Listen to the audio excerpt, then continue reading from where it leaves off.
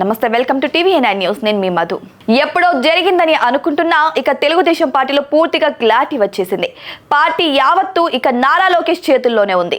పార్టీని బలోపేతం చేయడం కానీ, వచ్చే ఎన్నికల్లో గెలిపించడం కానీ ఇక అంతా లోకేష్ మీదనే ఆధారపడి ఉంది. చంద్రబాబు నాయుడు జాతీయ అధ్యక్షుడిగా ఉన్నప్పటికీ రానున్న ఎన్నికల్లో తన కుమారుడు లోకేష్ ను ముందు పెట్టి రాజకీయాలను నడిపే అవకాశం ఉంది.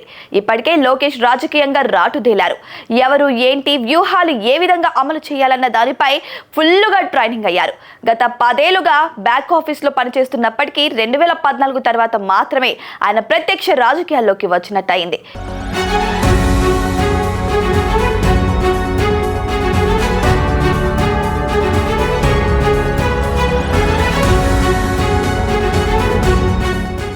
అయితే అందరిలాగా ఆయన ఓడిపోయిన చోట మళ్లీ పోటీ చేయకుండా వేరే చోటుకి భయపడి పరుగు పెట్టలేదు. 2019 ఎన్నికల్లో మంగళగిరి నియోజకవర్గంలో ఓటమి పాలైనా అదే నియోజకవర్గంలో 2024లో గెలిచి మరీ సత్తా చాటారు.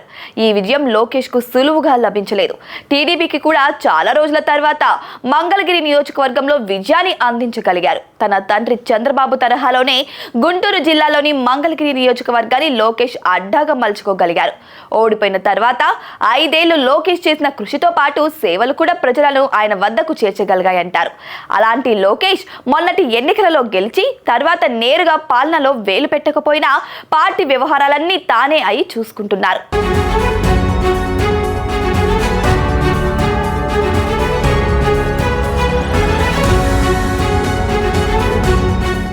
ముఖ్యంగా తెలుగుదేశం పార్టీ సభ్యత్వాలు రికార్డు స్థాయిలో నమోదు కావడానికి కారణం లోకేష్ అని చెప్పాలి. ఎందుకంటే చంద్రబాబు కంట్లో పడే కంటే ఇప్పుడు లోకేష్ దృష్టిలో పడడం మంచిదన్న అభిప్రాయం ఎక్కువ మంది పసుపు పార్టీ నేతల్లో వ్యక్తమవుతుంది. లోకేష్ తన తండ్రిలాగా పాలనపై పెద్దగా ఫోకస్ పెట్టకుండా పార్టీని బలోపేతం చేయడం పైన దృష్టి పెట్టారు. ప్రజా దర్బార్ పేరుతో ప్రజలకు చేరువయ్యే ప్రయత్నము చేస్తున్నారు. సమస్యలను పరిష్కరించగలవన్నీ పరిష్కరిస్తుండడంతో ఆయనకు జనంలో కూడా క్రేజ్ బాగా పెరిగిపోయింది. అదే సమయంలో సీనియర్ నేతలను పక్కన పెట్టి యువ నాయకత్వానికి పగ్గాలు అప్పగించడం వెనుక కూడా లోకేష్ ప్రమేయం ఉన్నట్టు చెబుతాయి.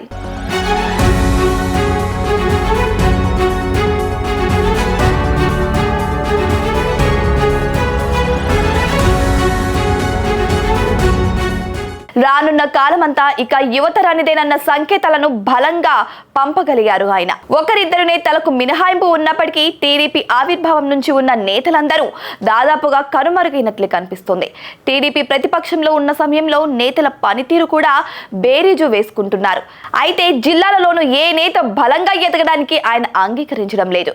నేత కాదు, పార్టీయే ముఖ్యమన్నది లోకేష్ విశ్వసిస్తున్నారు. అందుకే బలమైన నాయకత్వంతో పాటు కొత్త నేతలను రాజకీయాల్లోకి తీసుకురావడం మంచిదన్న భావనలో ఉన్నట్టు కనిపిస్తున్నారు ఆయన. మంత్రివర్గం కూర్పులోనూ లోకేష్ ముద్ర ఉందంటారు.